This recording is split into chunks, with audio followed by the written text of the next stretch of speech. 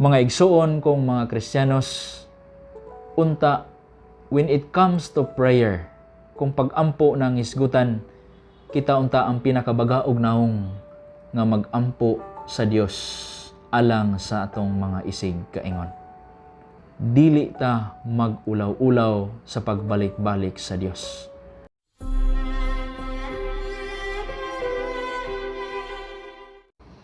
Maayong Domingo kanatong tanan mga igsuon ko diha ni Kristo. Ug welcome nining atong hamubo nga programa, ang pamalandong sa pulong nining adlaw nga Domingo. Karong adlaw, Hulyo 24, 2022, maong ikanapulog pito nga Domingo sulod sa tuig. Mga igsuon, manghinaot ko nga naa kamo sa kapiskay sa panglawas ug naglahutay kamo sa pagtubag sa bukasyon nga gihatag kaninyo sa Dios. Sa mga parokyano dinhi sa Santa Rita de Casia Paris, kung doon naman ang makapananaw ni ini, maayong hapon kaninyong tanan. Ang kanhin akong parokya sa Sacred Heart of Jesus Paris Bugo, maayong hapon usab kaninyo. Ug sa tanan akong mga Facebook friends nga ni-follow nining atong FB page, ug sa tanan nga mga miambit nining ato ang hamubo nga pamalandong sa pulong. Mga igsuon, ang atong mga pagbasa, ang atong unang pagbasa gikutlo gikan sa libro sa Genesis, chapter 18 verses 20 to 32. Unya ang atong salmo, Salmo 138 verses 1 to 2, 2 to 3, 6 to 7, 7 to 8. Ang atong ikaduhang pagbasa gikutlo gikan sa sulat ni San Pablo ngadto sa taga Colosas, chapter 2 verses 12 to 14. Ug ang atong ebanghelyo gikan sa ebanghelyo ni San Lucas chapter 11 verses 1 to 13. Mga igsuon, kining atong mga pagbasa karon Domingo naghisgot mga igsuon nga kanang mag-ampo nga way ulaw-ulaw. Mag-ampo nga way ulaw-ulaw alang sa isag kaingon nga nanginahanglan. Og sa Old Testament, si Abraham mo'y atong modelo niini. Diha sa atong first reading, atong nadunggan nga si Abraham, wa say ulaw-ulaw nga nakigbargain sa Ginoo. Nga Ginoo, kung dunay 50 or 45 or 40 or 30 or 20 or napulo nga mga buutan nga tao sa Gomora ug Sodoma, imo ba silang laglagon tanan? So, buot ilabi ni Abraham nga kung sa usa ka panglantaw ang sala sa uban makaangin sa tanan, basin pod ang pagkabuutan sa pipila makaangin pod sa tanan. So, wala maulaw si Abraham sa pakighinabi sa Ginoo, pakigbargain sa Ginoo, just to intercede for the people in Gomorrah and Sodoma. So kana mga igsuon ang atong makutlo sa atong unang pagbasa. Si Abraham modelo sa pagkawalay ulaw diha sa pagduol sa Dios alang sa pagtabang sa ubang tao nga kinahanglan og kaluwasan. Apan sa bagong kasabutan mga igsuon, ang pinakawalay ulaw sa tanan nga nidupa alang kanato mao ang atong Ginoong Hesukristo. Gani kung madumduman nato diha sa panahon nga nagbitay sa krus, unsay iyang giingon? Amahan, pasaylua sila kay wala sila masayod sa ilang gibuhat. Nga imbis kita unta ang angay mamatay sa salang panulundon, apan giako ni Hesus. Wala siya maulaw nga duphan ta sa atubangan sa Dios Amahan nga siya na lang magpakamatay alang kanatong mga makasasala.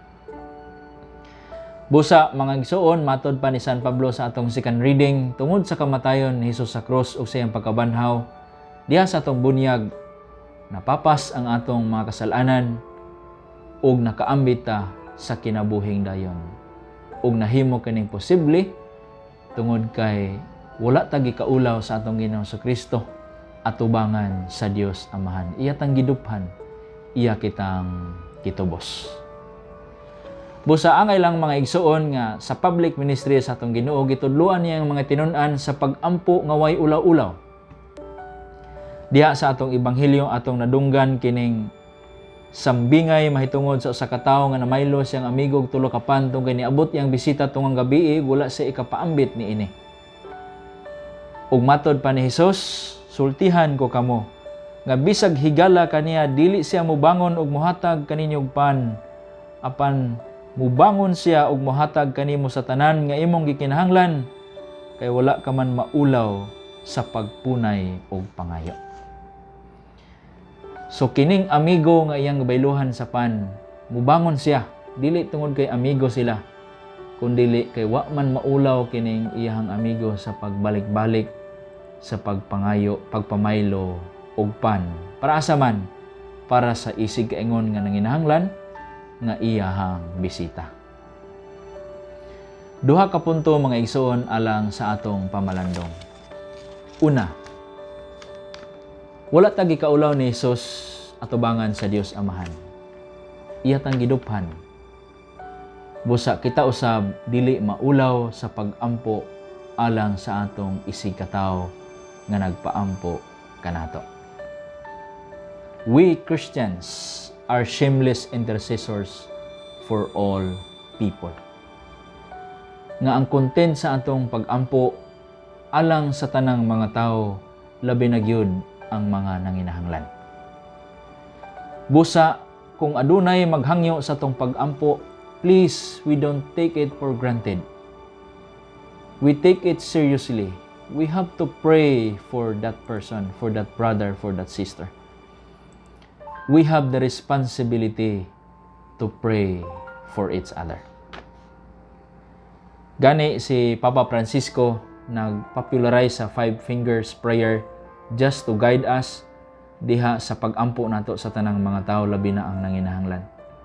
Ingon ni Papa Francisco, kining 5 finger prayer, una kining dako nga tudlo, kung ato ni siyang i-stretch ang point paingon sa atong kaugalingon. So matod niya, we have to pray for those who are close to our hearts. Suod sa atong dughan, ang atong pamilya, mga paryente, mga higala, special someone, ato silang iampo. Unya kung mag-rosary ta, diha na siya sa first mystery. Unya, next, kaning hintuturo. We pray for all the teachers sa atong community. Public o private teachers nga nagtudlo, nag-edukar sa mga atong mga kabataan. Ato silang iampo.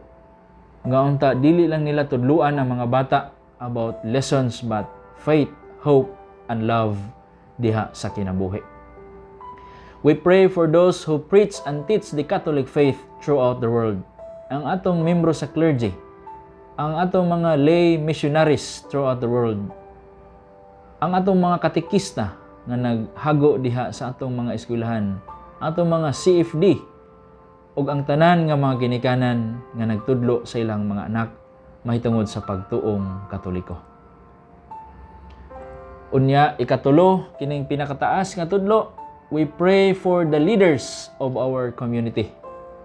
We pray for our president, our vice president, our mayor, ang atong barangay captain, ang atong purok president, ang mga boss nato sa atong trabahoan, ang mga ministry head sa atong simbahan, like all the leaders, kadtong mga dunay gidala nga mga kaigsuonan, ato silang iampo, nga unta mabuutan sila nga mga alagad sa katilingban. We pray for Pope Francis. We pray for Bishop Jose Cabantan. We pray for our parish priest. We pray for the leaders sa atong religious communities. Nga unta, ang ilahang pagpangulo kanato, makahatod kanato, paduol sa Ginoo, paingon sa gingharian sa langit. Then fourth, we pray for the weak members of our society. Kay kining ring finger pinaka-weak man pinakaluya nga part sa atong mga tudlo. So we pray for the sick and the dying, the lonely and the broken-hearted, katong mga anak nga biniyaan, ang mga ginikanan nga abandonar, ang mga piniriso, ang mga pobre kabos biktima sa justisya, ang mga anaa sa adiksyon, ang gusto magbago apan naglisod, ang nawad-an na sa paglaom sa pagpakabuhi, ang makalag sa purgatorio, like all those in need nga naglisod sa ilang kinabuhi, ato silang hinumduman. So sa rosaryo, diha na siya sa fourth mystery. And last but not the least, atong iampo ang atong kaugalingon. Father, nga nang iulahiman ang kaugalingon, kana nagpasabot that prayer, Christian prayer, is not self-directed but other-centered. Ang Kristiyanos nga pag-ampo alang gayod sa isig kaingon nga nanginahanglan. Gani, kung doon na tayo iampo para sa atong kaugalingon, para mas makaserve pa ta sa uban diha sa pamilya, simbahan o katilingban. Kay diha sa atong pag-ampo sa uban, apil ang atong kaugalingon na panalanginan. So kana ang una mga igsoon, dili ta maulaw sa pag-ampo sa mga tao nga nangayo ni ene. Ikaduha mga igsoon, dili pud ta maulaw mangayog pag-ampo gikan sa uban. Kay kung asa ta karon sa atong kinabuhi pa ta, kana tungod kay dili lang kay nag-ampo ta para sa atong kaugalingon, kundi tungod kay gidungog sa Ginoong Dios ang pag-ampo sa uban alang kanato. Sa akong kinabuhi, kana pud ang ako ang gitamod. Sa akong pagkapari, napari ko tungod kay gidungog sa Ginoong Dios ang pag-ampo sa daghang mga tao. Pag-ampo sa akong pamilya, pag-ampo sa mga kauban sa kapilya, kauban namo sa parokya.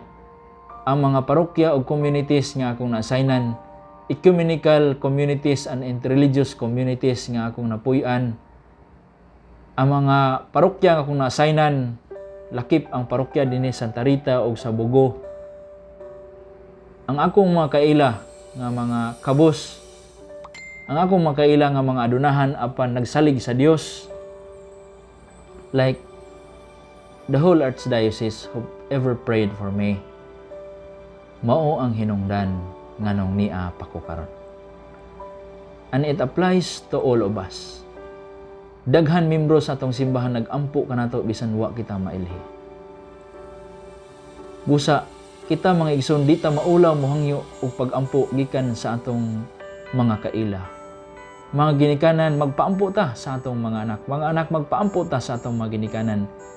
Mga group chat, may mga kaila diha sa Facebook friends, magpaampo ta sa usag-usa. Brad, sis, sir, ma'am, kanang mare, pare, pwede ba nga iampo kanimo kay na ako'y giantos sa akong kinabuhi.